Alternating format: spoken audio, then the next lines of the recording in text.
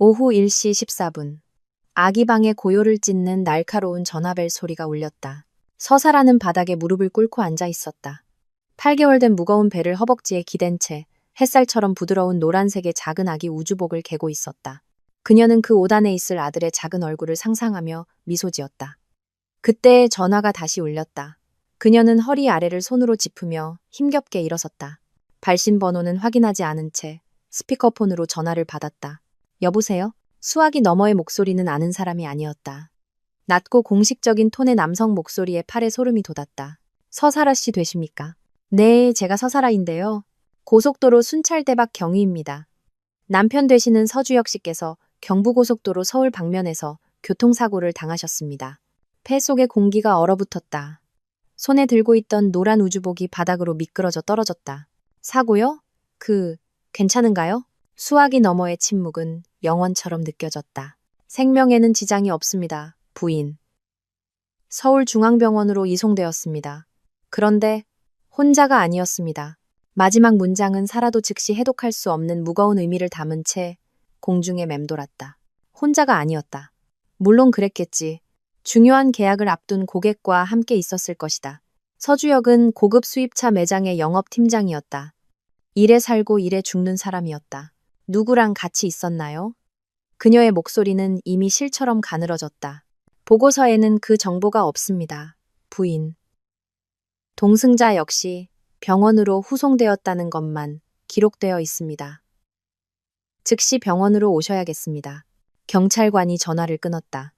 사라는 손에 전화기를 든 채 바닥에 떨어진 우주복을 멍하니 바라보며 서 있었다. 혼자가 아니었다. 그 문장이 메아리치며 점점 더 어둡고 날카로운 윤곽을 드러냈다. 손에서 시작된 떨림이 다리로 번져나갔다. 그녀는 숨을 헐떡이며 화장대에 몸을 기댔다. 고객이 아니라는 직감이 들었다. 뭔가 다른 것이었다. 생각할 겨를도 없이 그녀는 가방과 차키를 챙겨 아파트를 나섰다. 문을 잠그는 것도 잊었다. 엘리베이터 거울에는 그녀조차 거의 알아보지 못할 여자의 모습이 비쳤다. 창백한 얼굴, 동그래진 눈, 그리고 자신을 기다리고 있을 무언가에 맞서는 연약한 방패처럼 보이는 거대한 임신한 배.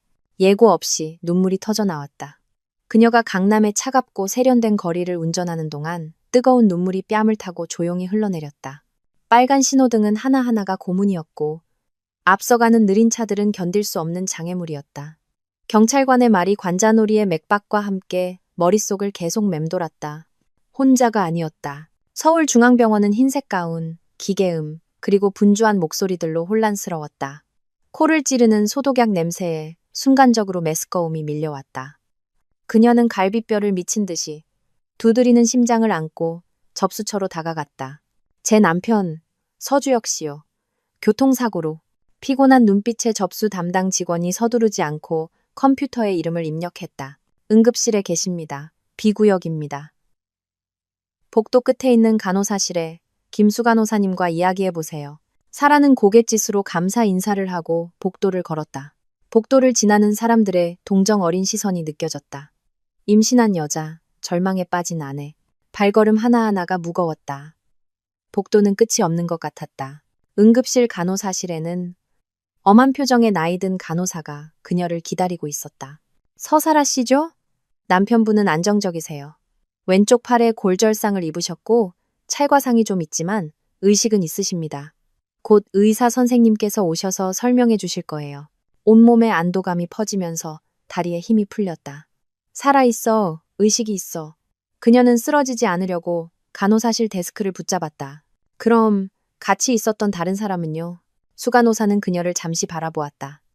그 눈에는 동정심처럼 보이는 무언가가 스쳐 지나갔다. 동승자분은 옆 침상에 계세요. 경미한 부상입니다. 동승자라는 단어는 너무나 이상하고 지나치게 사적인 느낌으로 들렸다. 간호사가 입원 서류가 끼워진 클립보드를 내밀었다. 부인, 여기에 서명 좀 부탁드립니다. 사라는 펜을 집었지만 시선은 서류 상단으로 향했다. 그곳에는 누군가 급하게 휘갈겨 쓴 남편의 이름이 있었다. 환자 서주혁 14번 병상. 동승자 강미라. 그 이름은 마치 복부를 강타당한 듯한 충격을 주었다. 폐에서 공기가 빠져나갔다. 그럴 리가 없었다. 강미라 1202호 이웃다. 상냥한 미소를 가진 필라테스 강사 조용한 남편을 둔 여자. 사흘 전 직접 만든 과일청 한 병을 주겠다며 문을 두드리고는 반짝이는 눈으로 아기 태동이 심하게 느껴지냐고 물었던 바로 그 여자. 그녀의 손을 잡고 사라 씨는 정말 멋진 엄마가 될 거예요. 정말 존경스러워요 라고 말했던 바로 그 강미라. 얼굴에서 핏기가 가셨다. 클립보드가 손가락 사이로 미끄러져 마른 소리를 내며 바닥에 떨어졌다. 심장 박동 모니터 소리. 스피커를 통해 들려오는 의사를 찾는 소리. 복도 어딘가에서 들려오는 아이의 울음소리가 모두 하나로 합쳐져 멀고 날카로운 이명으로 변했다. 그녀는 본능적인 보호 자세로 배에 손을 얹었고 무릎이 꺾였다. 그녀는 병원 복도 한가운데에 그대로 주저앉았다. 세상은 서류 한 장에 적힌 그 이름으로 축소되었다. 강미라, 이웃, 친구, 그리고 남편의 여자. 바닥은 무릎 아래에서 차갑고 단단했다. 잠시 동안 세상은 그 감각으로 요약되었다. 청바지를 타고 올라오는 냉기, 뼈를 누르는 압박감, 그리고 가슴에 자리 잡은 진짜 고통의 희미한 메아리인 둔한 통증. 수간호사가 다가와 걱정스러운 목소리로 그녀의 귓가에 맴도는 이명을 뚫었다. 부인, 부인, 괜찮으세요? 누군가 그녀의 팔 아래를 단단히 잡아 일으켜 세웠고 벽에 기대어 있는 불편한 플라스틱 의자로 그녀를 이끌었다. 그녀는 앉았지만 몸은 자기 것이 아닌 것 같았다. 텅 비고 무거운 껍데기, 그리고 뱃속에는 처음으로 아들의 무게가 아닌 배신감의 무게가 짓누르고 있었다. 강미라. 그 이름은 혈관을 타고 퍼지는 독약이었다. 그 이웃과의 모든 기억, 모든 상호작용이 이제 병적이고 잔인한 빛 아래에서 재구성되었다. 설탕 한 컵을 빌린다는 핑계로 예고 없이 찾아왔던 방문들, 엘리베이터에서의 대화들. 강미라는 항상 교묘하게 서주혁에 대해, 그의 일에 대해, 그의 출장에 대해 묻곤 했다. 주혁 씨는 정말 열심히 일하나 봐요.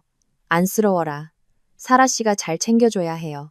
예전에는 여자들 사이에 연대감으로 들렸던 그 말이 이제는 조롱이자 위장된 칼날이었다.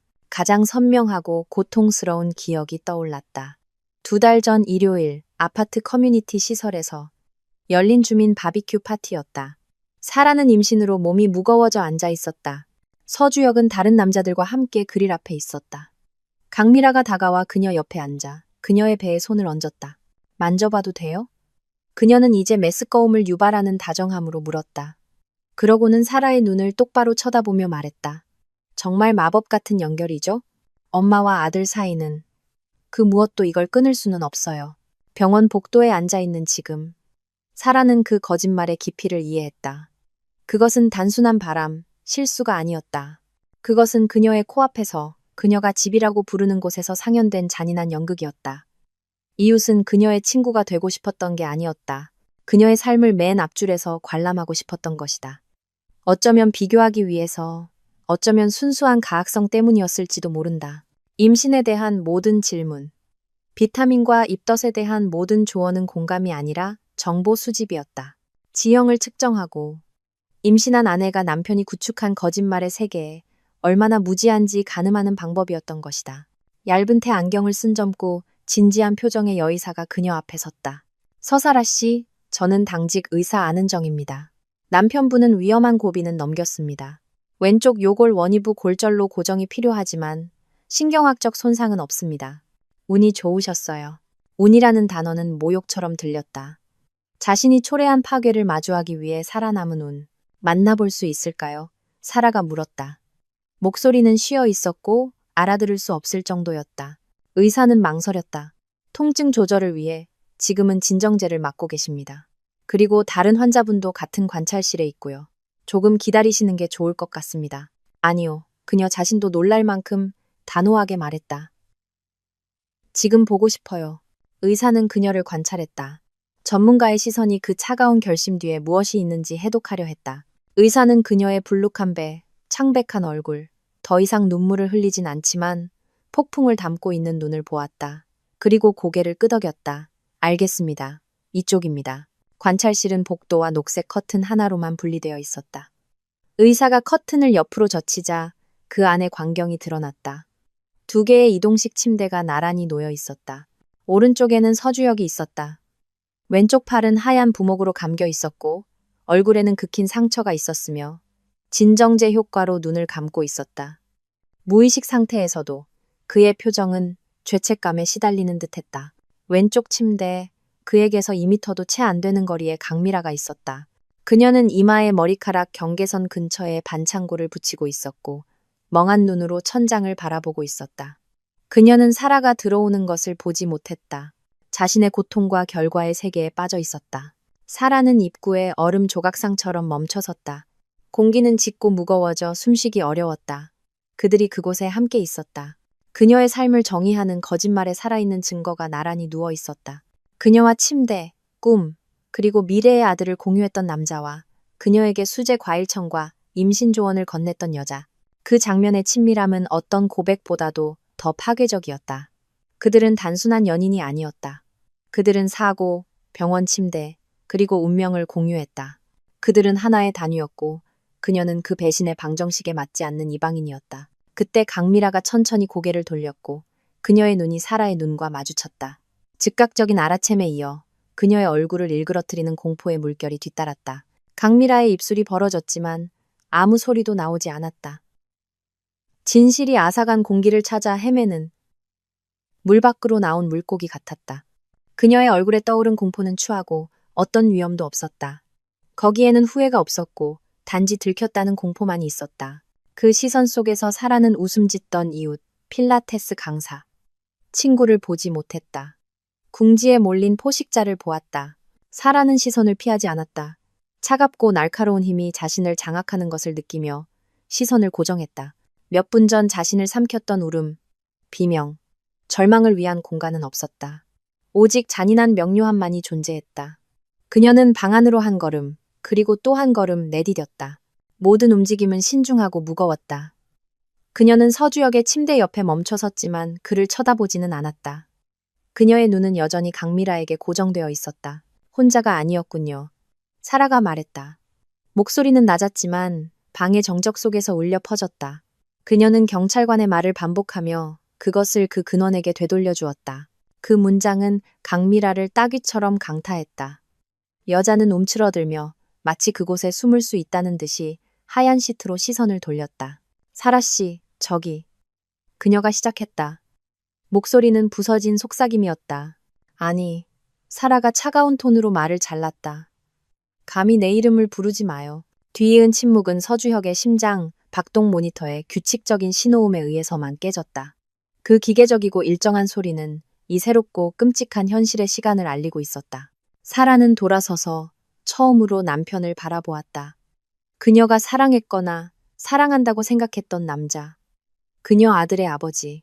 쉬고 있는 그의 얼굴조차 낯선 사람의 얼굴 같았다. 그녀가 매일 아침 키스할 정도로 잘 알던 얼굴 특징들은 이제 거짓으로 얼룩져 있었다. 그녀는 손을 뻗었지만 그의 얼굴에서 몇 센티미터 떨어진 곳에서 멈췄다. 더 이상 만질 권리가 없었다. 그들이 가졌던 것, 그들이 쌓아 올렸던 것은 경부고속도로 위. 이웃을 조수석에 태운 고급차 안에서 산산조각 났다. 그녀는 침대에서 물러섰다. 몸은 굳어 있었다. 그녀를 버티게 해주던 아드레날린이 사라지기 시작하면서 영혼에서부터 오는 깊은 탈진이 그 자리를 대신했다. 배가 무거워지고 허리에 날카로운 통증이 느껴져 숨을 참았다. 아기가 강하게 발길질을 했다. 마치 자신을 둘러싼 고통에 항의하는 것 같았다. 그녀는 보호와 그 순간의 연대의 제스처로 배 위에 손을 얹었다. 이제 그들 둘, 오직 그들 뿐이었다. 그녀는 나가기 위해 돌아섰지만 문에서 멈췄다. 해야 할 일이 하나 있었다. 이 고통의 체스판에서 움직여야 할 마지막 말이 있었다. 그녀는 가방에서 휴대폰을 꺼냈다. 손이 약간 떨렸다. 예전 아파트 바비큐 파티 참석 여부를 확인하기 위해 딱 한 번 사용했던 연락처를 찾았다. 강재우, 강미라의 남편. 사교적이고 웃음 많은 아내의 그늘에 항상 있는 것처럼 보였던 말수가 적고 조용한 건설 엔지니어. 그녀처럼 곧 자신의 세계가 뒤집힐 정직하고 성실한 남자. 그녀는 잠시 망설였다. 다른 사람의 인생을 폭파시키려 하고 있었다. 그러나 침대에 나란히 누워있는 강미라와 서주혁의 모습이 어떤 의심의 잔재도 지워버렸다. 진실은 아무리 잔인하더라도 완전해야 했다. 그들의 거짓말은 두 명의 희생자를 만들었고 희생자들은 알 자격이 있었다. 그녀는 심호흡을 하고 방을 나와 복도를 따라 되돌아갔다. 안뜰이 보이는 창문 근처에 더 외진 곳을 찾았다. 서울의 밤은 이미 차갑고 무관심하게 내려앉고 있었다. 그녀는 번호를 눌렀다. 전화는 한 번, 두 번, 세 번 울렸다. 각각의 신호음은 폭발을 향한 카운트다운의 추가적인 박동이었다. 사라는 차가운 창문 유리에 이마를 기댔다. 어둠이 병원 안뜰을 삼키는 것을 지켜보았다. 강재우가 이 순간 무엇을 하고 있을지 궁금했다. 아마도 뉴스를 보고 있거나 혼자 저녁을 준비하며 아내가 추가 필라테스 수업이나 친구들과의 모임에서 돌아오기를 기다리고 있을 것이다. 거짓말의 평범함이 그것을 더욱 비열하게 만들었다. 그녀는 단지 결혼 생활을 파괴하는 것이 아니었다. 그 순간까지 아마도 평범하고 안전한 삶을 살고 있다고 믿었던 한 남자의 일상의 직무를 찢어버리는 것이었다. 마침내 전화가 연결되었다. 수화기 너머의 목소리는 그녀가 기억하는 그대로였다. 낮고 약간 피곤하며 억양이 없었다. 여보세요. 사라는 아드레날린의 금속성 맛을 삼켰다. 그녀는 직설적이고 냉정해야 했다. 목소리에 감정이 조금이라도 섞이면 히스테리나 혼란으로 오해받을 수 있었다. 재우 씨, 저 1102호 사는 사라예요. 짧은 정적이 흘렀다. 그가 이 시간에 누가 전화했는지, 아래층에 임신한 이웃이 왜 전화했는지 생각하는 시간이었다. 사라 씨, 무슨 일 있으세요? 그의 목소리에 담긴 걱정은 진심이었다. 아마도 그녀의 임신에 문제가 생겼거나 응급 상황이라고 상상했을 것이다.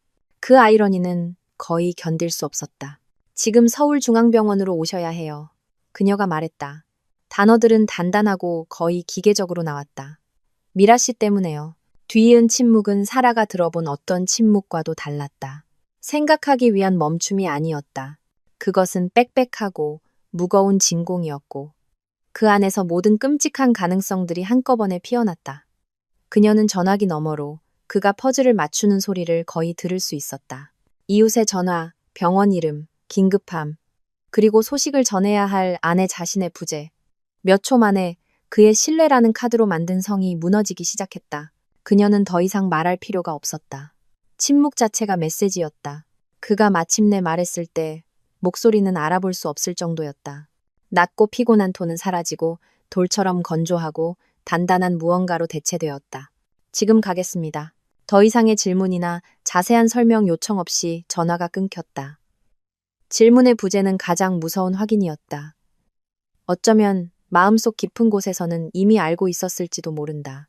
어쩌면 의심의 씨앗은 이미 심어져 진실이라는 폭우가 쏟아져 싹트기만을 기다리고 있었을지도 모른다. 강재우처럼 조용하고 관찰력 있는 사람들은 종종 드러내는 것보다 더 많은 것을 본다. 그는 무슨 일이 있었는지 묻지 않았다. 왜냐하면 정말로 중요한 질문은 누구와 였기 때문이다. 그리고 그 대답은 그가 이미 짐작했겠지만 업무상 사고나 강도 사건에서 오지 않을 것이었다. 훨씬 더 사적이고 썩어빠진 무언가에서 올 것이었다. 사라는 휴대폰을 넣고 플라스틱 의자로 돌아왔다. 몸은 이제 1톤의 무게가 나가는 것 같았다. 그 전화 한 통이 그녀의 마지막 힘 한 방울까지 빼앗아갔다. 그녀는 공범이자 희생자, 종말의 전령사이자 그 생존자 중 한 명인 기분이었다. 시간이 흐르기 시작했다. 매부는 작은 영혼이었다. 그녀는 복도의 움직임을 지켜보았다. 달려가는 간호사들, 우는 가족들, 꿰뚫어 볼 수 없는 표정의 의사들, 고통과 안도의 축소판. 그리고 그녀는 그곳에 자신의 사적인 드라마의 진원지에 앉아 다음 막이 시작되기를 기다리고 있었다. 아들 생각을 했다. 손은 난파선 한가운데에 안전한 항구처럼 본능적으로 배로 돌아왔다. 아기가 다시 찼다. 이번에는 더 부드럽게, 마치 그녀의 탈진을 느끼는 것처럼. 그 순간 그녀의 마음속에 명확하고 흔들리지 않는 결심이 섰다. 이 아이는 거짓의 잔해 위에 지어진 집에서 자라지 않을 것이다. 진실성이 가짜인 아버지와 깨진 결혼 생활에 자신을 맞추기 위해 스스로를 축소시킨 어머니를 두지 않을 것이다. 그 발길질은 단지 태아의 움직임이 아니었다. 자신의 힘과 용기에 의지하는 생명이 있다는 것을 상기시키는 것이었다. 배신의 고통은 엄청났지만 아직 만나지도 못한 그 존재에 대한 사랑은 더 컸다. 그리고 그 사랑이 그녀를 이곳에서 이끌어낼 것이었다. 25분 후 그녀는 그를 보았다. 강재우가 억제된 긴급함을 가지고 복도 끝에서 나타났다. 그는 절망적으로 보이지는 않았지만 어깨의 경직과 발걸음의 강렬함이 내면의 폭풍을 드러냈다. 그의 눈이 주위를 훑다가 그녀를 찾았다. 그는 다가왔다. 얼굴은 꿰뚫을 수 없는 가면이었다. 가까이서 보니 그녀는 알 수 있었다. 그의 보통 차분했던 눈은 어두웠고 관자놀이에는 작은 혈관이 뛰고 있었다. 그는 설명이 필요 없었다. 그의 시선은 이미 그 내면의 근본적인 무언가가 부서졌다고 말하고 있었다. 어디 있습니까? 그가 물었다. 목소리는 거친 속삭임이었다. 사라는 단지 일어나서 녹색 커튼 쪽으로 고개를 까딱했다. 말이 필요 없었다. 그들은 이제 같은 배신으로 뭉친 예상치 못한 동맹이었다. 재앙의 진원지를 향해 함께 걸어가고 있었다. 그녀는 거의 알지 못하는 그 남자에게 이상하고 어두운 동지애를 느꼈다.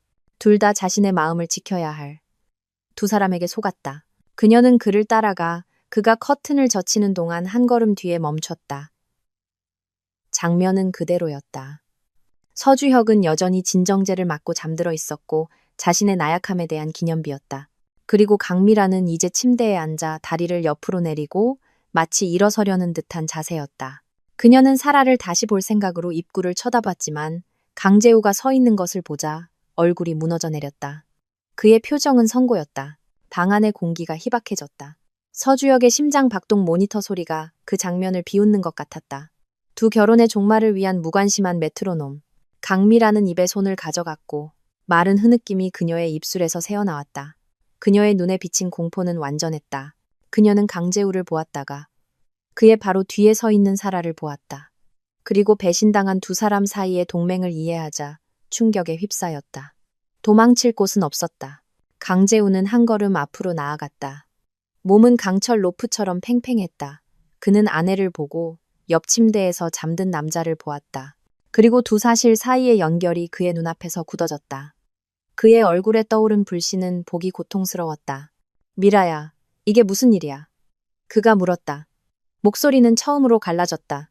그것은 사고에 대한 질문이 아니었다. 모든 것에 대한 질문이었다. 병실에 함께 있는 그들 둘, 그녀가 늦게 들어오던 밤들, 의심스러운 전화 통화들, 그들 사이에 미묘하게 자리 잡았던 거리에 대한 것이었다. 강미라는 울기 시작했다. 절망적이고 추한, 잡혀서 더 이상 변명할 것이 없는 사람의 울음이었다. 실수였어. 재우 씨, 실수였다고. 그녀는 흐느끼며 진부한 단어들을 내뱉었다. 그 말은 공허하게 들렸다. 당신이 생각하는 그런 거 아니야. 하지만 그것은 정확히 그가 생각하는 것이었다. 그녀의 부정은 그의 지성에 대한 모욕이었다. 강재우는 대답하지 않았다. 그는 단지 그녀를 계속 쳐다보았다. 그의 침묵은 어떤 비명보다 더 큰 비난이었다. 그의 눈은 그러고 나서 사라에게로 향했다. 그의 시선에는 조용한 질문, 확인을 구하는 눈빛이 있었다. 사라는 단지 시선을 마주하며 거의 감지할 수 없을 정도로 고개를 끄덕였다. 네, 맞아요. 우리 둘 다요. 사라는 문 근처에 꼼짝 않고 서 있었다. 자신이 움직이게 한 파멸의 조용한 관찰자였다. 그녀는 쾌감이나 복수심을 느끼지 않았다. 단지 차가운 공허함을 느꼈다. 강재우의 고통을 지켜보는 것은 깨진 거울에 비친 자신의 모습을 보는 것 같았다. 그녀는 같은 굴욕감, 같은 불신, 바보가 된 것 같은 느낌을 보았다. 임신 팁을 묻고 존경하는 척했던 여자가 다른 사람의 남편과 함께 있다가 발각되어 울고 있었다. 그리고 그때 그녀가 이전에 눈치채지 못했던 미묘한 디테일이 눈에 띄었다.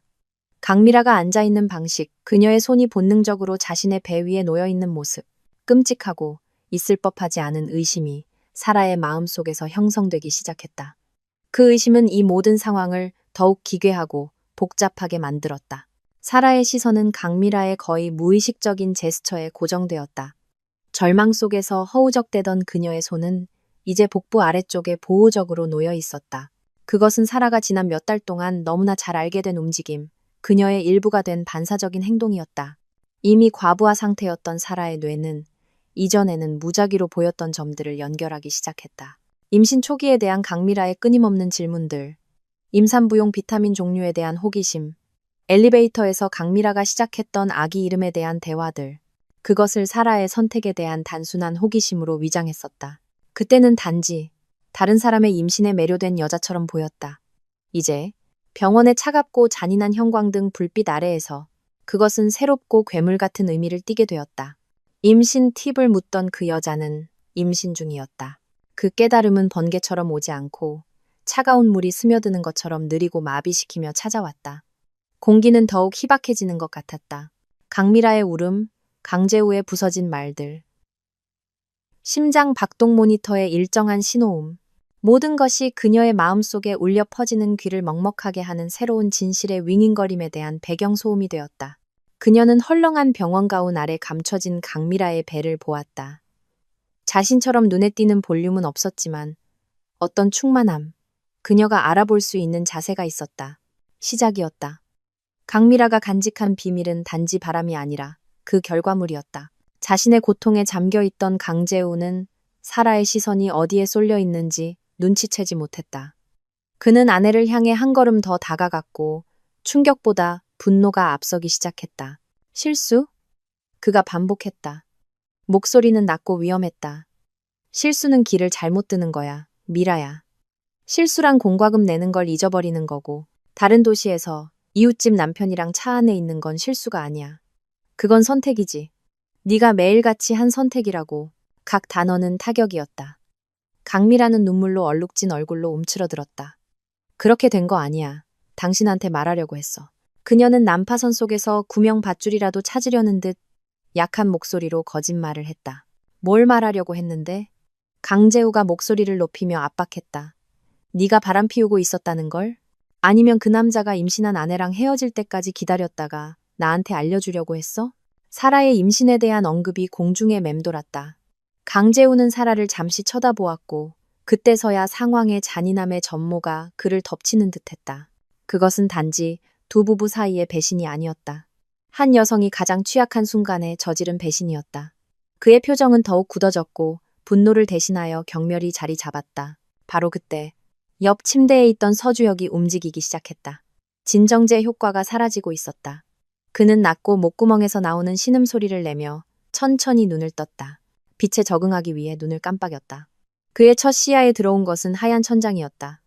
두 번째, 그가 고개를 돌렸을 때 본 것은 무너져 내리는 자신의 세계였다. 그는 울고 있는 강미라를 보았고 공격 직전의 동물처럼 긴장한 채 서 있는 강재우를 보았다. 그리고 마침내 문 근처에 꼼짝 않고 서 있는 사라를 보았다. 그녀의 얼굴은 그가 자신의 모든 죄책감을 투영할 수 있는 백지였다. 사라. 그가 속삭였다. 이름이 힘겹게 나왔다. 사라는 대답하지 않았다. 그녀는 단지 그를 관찰했다. 그의 눈은 비어 있었고 그가 알아볼 수 있는 어떤 감정도 없었다. 그가 분노나 눈물을 기대했던 곳에서 그는 단지 공허함을 발견했다. 그리고 그 공허함은 무한히 더 끔찍했다. 이제 의식이 돌아온 서주혁의 존재는 방의 역학을 바꾸었다. 강재우는 그에게로 돌아섰다. 그의 분노의 새로운 표적이었다. 당신. 그가 말했다. 목소리에는 역겨움이 가득했다. 당신은 우리 집에 들어와서 내 손을 잡고 우리 집 식탁에서 밥을 먹었지. 그리고 내 등 뒤에서는 내 아내와 놀아났어. 서주혁은 앉으려고 했지만 팔의 통증 때문에 얼굴을 찡그리며 물러섰다. 재우씨, 진정하고 이야기 좀 합시다. 그는 수없이 자신을 구해줬던 영업팀장의 부드러운 말투를 사용했다. 하지만 여기, 이 상황에서는 그 말이 한심하게 들렸다. 이야기? 강재우가 웃었다. 건조하고 유머 없는 소리였다. 이야기할 건 아무것도 없어. 여기 상황이 모든 걸 말해주고 있잖아. 그는 다시 강미라에게로 돌아섰다. 그의 고통의 근원으로 초점이 돌아왔다. 끝났어, 미라야. 짐 싸. 내 앞에서 다신 보고 싶지 않아. 그때 강미라의 절망이 극에 달했다. 남편, 집, 안정, 모든 것을 이를 위협에 처하자 그녀는 마지막이자 가장 끔찍한 카드를 던졌다. 당신 이럴 수 없어. 그녀가 날카롭게 소리쳤다. 재우 씨, 나 임신했어. 방에 내려앉은 침묵은 절대적이었고 너무나 깊어서 모니터의 신호음이 비명을 지르는 것 같았다. 강재우는 얼어붙었다. 그의 머리가 천천히 그녀를 향해 돌아갔다. 표정은 완전히 믿을 수 없다는 것이었다. 다른 침대에 있던 서주혁은 눈을 동그랗게 떴다. 그의 얼굴에는 충격이 역력했다. 그도 몰랐다. 그것은 강미라가 혼자만 간직했던 비밀의 일부였다. 사라는 잠시 눈을 감았다. 그럼 사실이었다. 의심이 가장 잔인한 방식으로 확인되었다. 그녀는 발밑에 바닥이 사라지는 것을 느꼈지만 몸은 움직이지 않았다. 아드레날린이 다시 온 힘을 다해 솟구쳤다. 그 비극의 마지막 막을 지켜볼 수 있도록 그녀를 세워준 차가운 에너지의 파도였다. 강재우는 강미라의 배를 보았다가 다시 그녀의 얼굴을 보았다. 그의 마음은 맹렬하게 작동하며 정보를 처리하고 배신의 타임라인에 그것을 끼워 맞추려 애썼다. 임신. 그가 반복했다. 그 단어는 그의 입에서 낯설었다. 다른 상황이었다면 기쁨이었을지도 모르는 무언가가 그의 눈에서 번쩍였지만 독이 든 의심에 의해 즉시 꺼졌다. 그는 서주혁을 보고 다시 강미라를 보았다. 질문은 할 필요가 없었다. 그의 긴장된 모든 근육에 그 질문이 찍혀 있었다. 당신 아이야, 재우 씨. 당연히 당신 아이이지. 강미라가 서둘러 말했다. 그녀의 목소리는 그를 설득하려는 열망에 미끄러졌다. 우리 노력했었잖아. 기억나? 당신 아이야, 맹세해. 하지만 그 맹세는 거짓으로 들렸다. 한 번 심어진 불신의 씨앗은 뽑아낼 수 없는 잡초였다. 그녀가 그 절망의 순간까지 임신 사실을 숨겼다는 사실 자체가 무언가 잘못되었다는 증거였다. 그녀는 기쁨으로 소식을 나누지 않고 그것을 방패이자 감정적 협박의 무기로 사용했다. 한편 서주혁은 창백해져 있었다. 그는 강미라를 보고 그녀의 배를 보고 그리고 사라를 보았다. 그의 표정은 충격, 혼란, 그리고 비참한 공포의 혼합이었다. 그의 무책임한 모험은 그가 상상조차 하지 못했던 복잡한 문제를 낳았다. 아들, 어쩌면 그의 아들이 다른 남자의 아내의 뱃속에서 자라고 있는 동안 자신의 아내는 그의 정당한 후계자를 품고 있었다. 그 대칭은 병적이었다. 사라는 마치 영화를 보는 것처럼 이상하게 멀리 떨어진 느낌으로 그 장면을 관찰했다. 그녀는 조각들이 움직이고 동맹이 깨지고 거짓말이 다른 거짓말 위에 겹쳐지는 것을 보았다. 강미라가 스스로를 위해 만든 함정을 보았다. 임신 소식으로 남편을 붙잡으려 함으로써 그녀는 단지 훨씬 더 큰 폭탄, 즉 친자 관계의 도화선에 불을 붙였을 뿐이었다. 강재우는 더 이상 아무 말도 하지 않았다. 그는 침대에서 울고 있는 여자를 마지막으로 한번 보고 자신의 파멸의 원인이 된 남자를 보았다. 그의 눈에는 패배감, 더 이상 아무것도 구할 수 없다는 쓰라린 인정이 있었다. 그는 훨씬 더 늙은 사람의 경직된 움직임으로 몸을 돌려 문을 향해 걸어갔다. 그는 사라를 쳐다보지 않고 지나쳤지만 잠시 그의 어깨가 구부러졌고 그녀는 그들 사이에 공유된 고통의 무게를 느꼈다. 그리고 그는 떠났다. 침묵과 두 삶의 잔해를 남기고 방에는 세 사람만 남았다. 이제 그 추악함이 온전히 드러난 삼각관계. 강미라는 조용히 흐느꼈다. 서주혁은 공허를 응시했고 부러진 팔은 그의 고통 중 가장 작은 것이었다. 그리고 사라는 마침내 움직였다. 그녀는 천천히 서주혁의 침대로 걸어갔다. 그는 그녀를 올려다보았다. 그의 얼굴에는 애원이 분명했다. 사라, 제발 용서해줘. 내가 설명할 수 있어. 그녀는 증오가 아닌 마치 과학자가 표본을 관찰하는 듯한 임상적인 호기심으로 그를 보았다. 뭘 설명하겠다는 거야? 서주혁 씨? 그녀가 물었다. 목소리는 차분하고 평탄했다. 나를 배신했다는 거?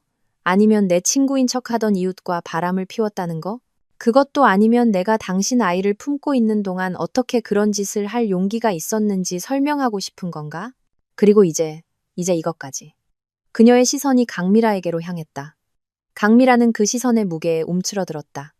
당신은 우리 가족을 파괴했어. 사라가 계속했다. 목소리는 여전히 낮았지만 각 단어는 공기를 갈랐다. 우리가 쌓아 올린 모든 것을 파괴했어. 그런데 왜? 임신했는데 그 아이의 아버지가 누군지도 확실하지 않은 것 같은 사람 때문에. 그녀는 대답을 기다리지 않았다. 그것을 고칠 수 있는 대답은 없었다.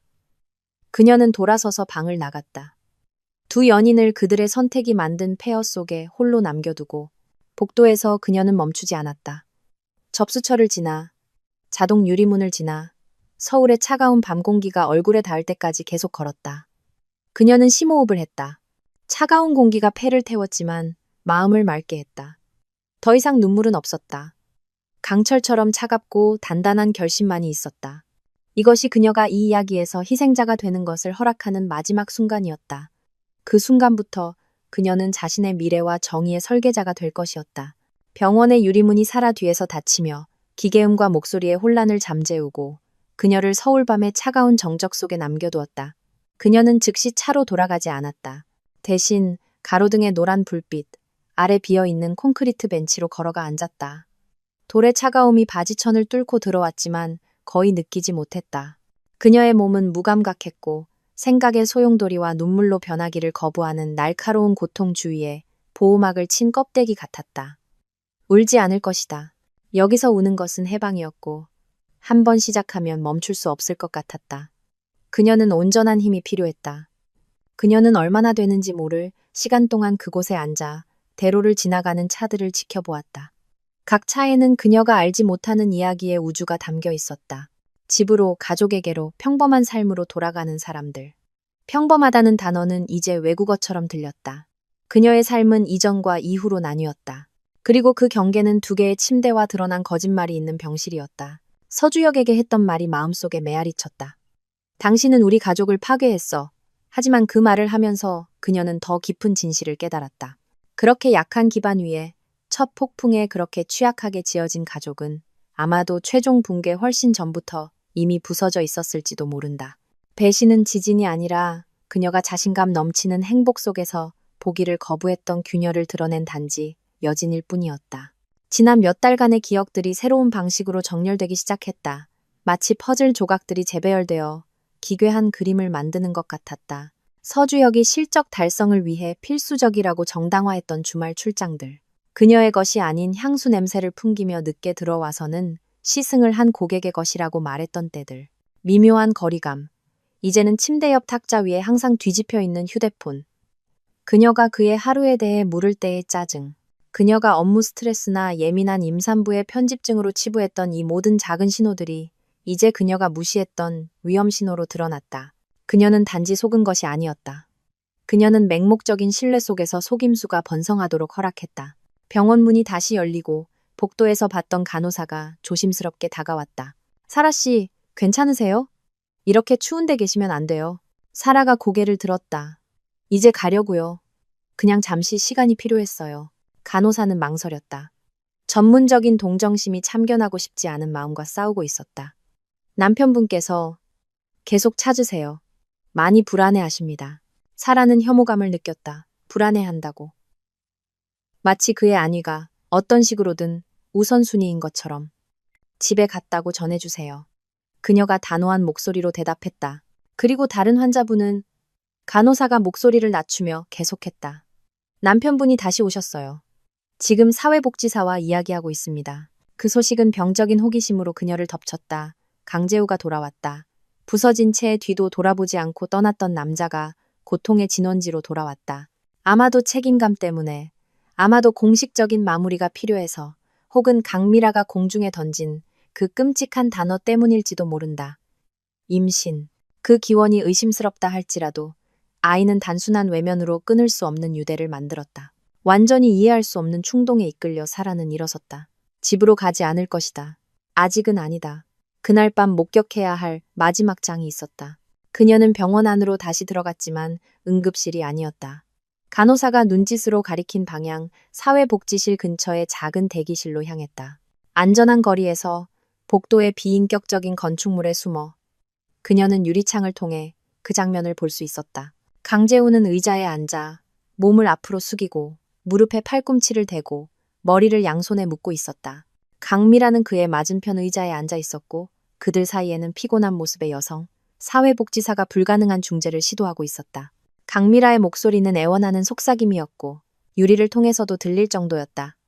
그녀는 손짓을 하고 울고 자신의 배를 가리켰다. 그리고 바로 그곳, 금우균의 방. 차가운 불빛 아래에서 진실의 마지막 껍질들이 벗겨졌다. 나중에 사라가 절망 속에서도 정신을 차리고 연락했던 가족의 친구인 의사가 그 방에서 오간 이야기의 세부 사항을 알려주었다. 임박한 상실의 압박 아래서 이끌어낸 강미라의 고백은 절반의 진실과 조작이 뒤섞인 한심한 것이었다. 그녀는 서주역과의 관계가 새로운 것이 아니라고 인정했다. 그들이 건물로 이사 온 직후 몇 년 전에 짧은 관계가 있었고 둘 다 끝내기로 합의했었다. 하지만 그녀의 말에 따르면 불꽃은 몇 달 전에 다시 타올랐다. 그리고 가장 잔인한 디테일. 강재우의 신뢰에 대한 마지막 일격은 그 타임라인이었다. 그녀는 임신 사실을 알게 된 후 서주혁에게 다시 접근했다고 고백했다. 아이는 그녀가 맹세하고 또 맹세했지만 강재우의 아이였다. 임신은 그들이 이미 조용히 무너져가던 결혼 생활을 구하기 위한 마지막 시도를 적극적으로 하던 시기에 이루어졌다. 하지만 임신 사실을 알게 되자 남편에게 다시 다가가는 대신 그녀는 공황 상태에 빠져 숨이 막혔고 서주혁에게서 집에서 부족하다고 느꼈던 아드레날린과 관심의 분출구를 찾았다. 그녀는 그를 사랑하지 않았다고 강재우에게 말했다. 그것은 약점이었고 어리석은 실수였으며 불안한 순간에 사랑받고 싶다는 욕구의 발현이었다. 그녀는 다른 남자의 아이를 품고 있으면서도 그를 계속 만났다. 왜냐하면 죽어가는 결혼 생활의 현실을 마주하는 것보다 거짓말의 스릴을 사는 것이 더 쉬웠기 때문이다. 2개의 결혼, 2개의 가정, 2개의 거짓말이 오직 자신들만 생각하는 두 사람의 무책임함으로 얽혀 있었다. 임신한 아내를 둔 결혼 생활 밖에서 스릴을 찾던 서주혁, 그리고 더 나은 대우를 받을 자격이 있는 아이를 품고 있으면서 자신의 관계의 상처에 대한 반창고로 애인을 사용하던 강미라. 그들은 비극적인 연인이 아니었다. 단지 이기주의자들이었다. 순간적인 욕구를 충족시키기 위해 4명의 삶과 아직 태어나지 않은 2 아이의 구조를 위태롭게 하는데 주저하지 않았던 사람들. 멀리서 지켜보던 사라는 서주혁에 대한 마지막 남은 감정이 제로 변하는 것을 느꼈다. 더 이상 고통이나 분노가 아니었다. 깊고 씁쓸한 경멸이었다. 그는 위대한 사랑, 로맨틱한 비극 속에서 그를 구원할 압도적인 열정 때문에 바람을 피운 것이 아니었다. 그는 지루함, 허영심, 그리고 유부녀, 이웃과의 값싼 스릴 때문에 바람을 피웠다. 그는 그들이 쌓아 올리던 가족, 아들의 탄생이라는 신성함을 자신을 시간 때우기용으로 사용하던 여자와의 재탕되고 추악한 관계로 바꿔버렸다. 그녀는 강재우가 일어서는 것을 보았다. 그는 한마디도 하지 않고 단지 강미라를 길고 공허한 시선으로 바라보았다. 마치 그녀를 꿰뚫어 보는 듯한 시선이었다. 그것은 자기 집의 폐허를 바라보며 구할 수 있는 들보가 하나도 없다는 것을 아는 남자의 시선이었다. 그리고 그는 돌아서서 방을 나와 병원 정문을 지나 밤속으로 사라졌다. 이번에는 영원히 그는 뒤돌아보지 않았다. 살아도 돌아서서 떠났다. 더 이상 볼 것은 없었다. 파괴는 완료되었다. 그녀는 자동 조종 상태로 집으로 운전했다. 마음은 이상하게 조용했다. 한때 안식처였던 아파트는 이제 범죄 현장처럼 보였다. 모든 물건, 벽에 걸린 모든 사진, 함께 골랐던 모든 가구 조각이 거짓말의 증인이었다. 그녀는 아기 방으로 들어갔다. 노란 우주복이 여전히 바닥에 있었다. 그녀는 그것을 집어들었다. 손에 닿는 부드러운 천의 감촉이 악몽이 되어버린 세상에서 유일하게 현실적인 것이었다. 그녀는 이 방을 해체하지 않을 것이다. 혼자서 완성할 것이다. 다음 날 아침, 그녀가 가장 먼저 한 전화는 변호사에게, 2번째는 부동산 중개인에게, 3번째는 이삿짐 센터에 한 것이었다. 그녀는 마치 자신의 삶을 철거하는 것이 아니라 건축 프로젝트를 관리하는 것처럼 차갑고 체계적인 효율성으로 행동했다. 모든 결정은 그에게서, 그 건물에서, 1202호 여자에게서 멀어지는 한 걸음이었다. 서주혁은 오후 늦게 퇴원했다. 그는 사라에게 수십 번 전화했지만 그녀는 받지 않았다. 그래서 그는 택시를 타고 집으로 갔다. 아마도 그녀를 만나 자신의 매력, 변명, 공허한 약속을 사용할 준비가 되어 있었을 것이다. 하지만 그가 1102호 아파트 문을 열었을 때 그가 발견한 것은 거의 텅 빈 공간이었다. 구석에 쌓인 상자들, 이전에는 액자가 걸려있던 벽의 빈 공간, 더 이상 존재하지 않는 삶의 메아리, 거실에 유일하게 남아있던 가구인 유리 커피 테이블 위에는 갈색 봉투가 하나 있었다. 그의 이름 서주혁이 사라의 우아한 필체로 쓰여 있었다. 손을 떨며 멀쩡한 팔이 다른 팔을 고정시킨 부목과 싸우며 그는 그것을 열었다. 안에는 증오나 고통의 편지가 없었다. 단지 3가지 항목이 있었다. 첫 번째는 사라의 변호사가 이미 입수한 사고 보고서 사본이었고 젖은 노면에서의 과속이라는 원인이 강조되어 있었다. 2번째는 그의 아들의 마지막 초음파 사진 사본이었고 완벽한 옆모습의 흑백 이미지, 아버지의 추악함과는 무관하게 맥동하는 생명이었다. 그리고 3번째는 단 한 문장이 적힌 작은 메모였다. 당신이 거짓말을 하는 동안 나는 사는 법을 배웠어요. 서명은 없었다. 필요 없었다. 서주혁은 텅 빈 거실 한가운데에 서서 그 3장의 종이를 바라보았다. 자신의 무모함의 증거, 상실의 이미지, 그리고 그녀의 독립선언. 그는 초음파 사진을 만질 용기가 없었다. 단지 공허함 속에서 바닥에 주저앉았고 그가 잃어버린 모든 것의 무게가 마침내 그를 짓눌렀다. 이혼은 빠르고 잔인할 정도로 효율적인 과정이었다.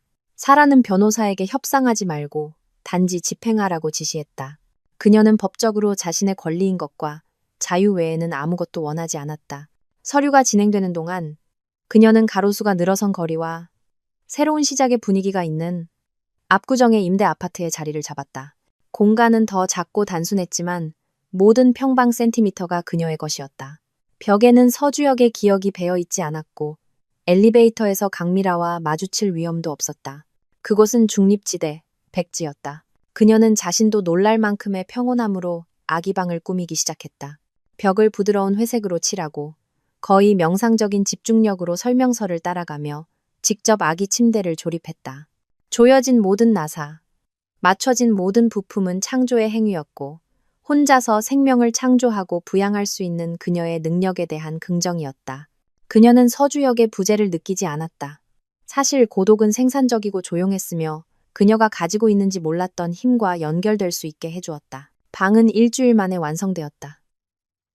가족의 잔해위가 아닌 자신을 재발견한 한 여성의 견고한 기반 위에 지어진 평화와 약속의 보금자리였다.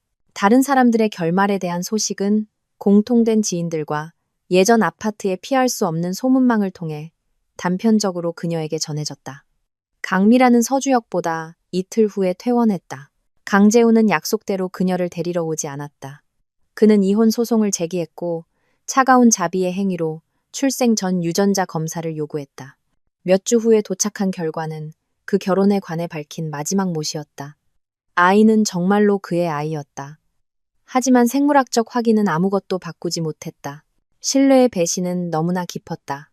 강재우는 아버지로서의 모든 의무를 이행하는 데 동의했지만 결혼은 죽었고 묻혔다고 분명히 했다.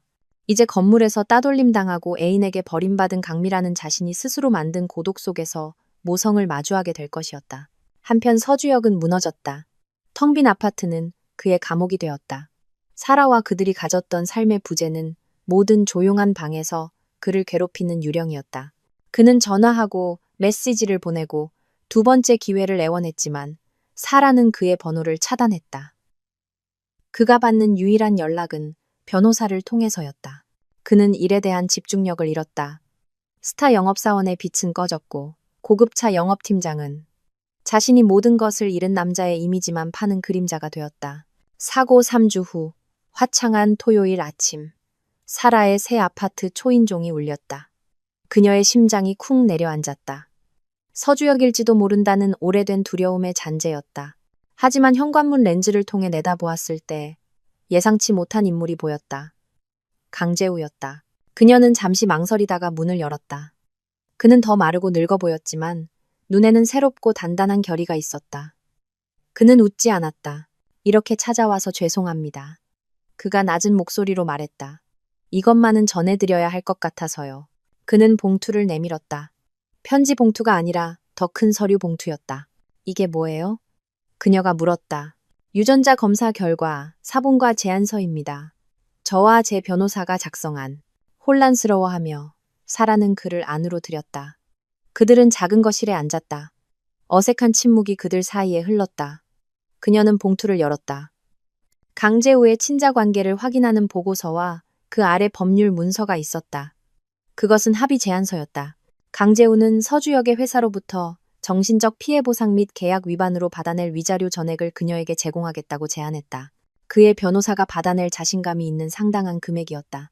그 대가로 그는 사라가 숨을 참게 만드는 것을 요구했다. 그는 공동 양육권을 요구했다. 그의 아들이 아니라 그녀의 아들의. 이해가 안 돼요. 사라가 말했다. 종이가 손에서 떨렸다. 간단합니다. 강재우가 시작했다. 그녀가 아니라 창밖을 보며 말했다. 제 아들은 당신 전 남편 때문에 깨진 가정에서 태어날 겁니다. 당신 아들은 같은 이유로 아버지 없이 태어날 거고요. 제 가족에게 일어난 일은 고칠 수 없지만 당신 가족에게 일어난 일은 고치는데 도움을 줄 수 있을지도 모릅니다. 그는 마침내 그녀를 마주 보았다. 그리고 처음으로 그녀는 고통뿐만 아니라 맹렬한 결의를 보았다. 대체제가 되려는 게 아닙니다. 제가 그 아이 아버지가 아니라는 거 알아요. 하지만 아버지 같은 존재는 될 수 있습니다. 당신 아들에게 공차는 법을 가르쳐주고 정직한 남자가 되는 법을 가르쳐줄 수 있습니다. 생일, 졸업식에 함께 있을 수 있어요. 그 아이에게 형을 만들어줄 수도 있고요. 우리 아들들은 사라 씨, 아무 잘못이 없어요. 그들은 유일한 무고한 희생자들이고 부모들의 역사로 영원히 연결될 겁니다. 어쩌면 그들은 함께 가족처럼 자랄 수 있을지도 몰라요. 다른 이상하고 꿰맨 가족이지만 그래도 가족으로요. 사라는 침묵했다. 그 제안은 미쳤고 전례가 없었으며 동시에 끔찍하고 깊은 의미가 있었다. 그것은 그녀가 상상조차 할 수 없었던 시적인 정의의 한 형태였다. 두 사람이 초래한 파괴를 가져다가 그것으로부터 그 배신의 무고한 유산인 두 아이를 위해 새롭고 기능적인 무언가를 만드는 것. 뭐라고 말해야 할지 모르겠어요. 그녀가 속삭였다. 지금은 아무 말도 하지 마세요. 그가 일어서며 대답했다. 생각해보고 변호사와 상의하세요. 이 제안은 진심입니다. 당신을 동정해서 이러는 게 아니에요. 아이들을 위해서 하는 겁니다. 그는 사라를 문서와 그녀가 결코 상상하지 못했던 미래의 가능성과 함께 홀로 남겨두고 떠났다. 일주일 후 그녀의 아들이 태어났다. 호기심 많은 눈과 튼튼한 폐를 가진 건강한 아들이었다. 그녀가 퇴원하는 날 아파트에서 두 개의 꽃다발을 발견했다. 하나는 익명으로 우리 아들 태어난 거 축하해, 용서해줘라고 적힌 간단한 카드가 있었다. 그녀는 나머지를 읽지도 않고 쓰레기통에 버렸다. 다른 하나는 손으로 쓴 카드가 꽂힌 소박한 들꽃 다발이었다. 세상에 온 걸 환영한다, 꼬마야. 네 형이 널 무척 만나고 싶어해. 존경을 담아, 강재우. 그 순간 아들을 품에 안고 사라는 알았다. 그녀는 혼자 다시 태어나는 것이 아니었다. 아무도 예측할 수 없었던 무언가를 건설하는 데 있어 예상치 못한 동맹과 함께 다시 태어나고 있었다. 그녀의 복수는 서주역이 고통받는 것을 보는 것이 아닐 것이다. 그녀의 복수는 살아가는 것이 될 것이다. 배신에도 불구하고가 아니라 그 잿더미 위에서 행복한 가정을 꾸리는 것이 될 것이다. 진정한 승리는 당신에게 상처를 준 사람을 파괴하는 것이 아니다. 당신을 부서뜨린 사람의 존재가 마침내 무의미해질 정도로 견고하고 예상치 못했으며 완전한 행복을 건설하는 것이다.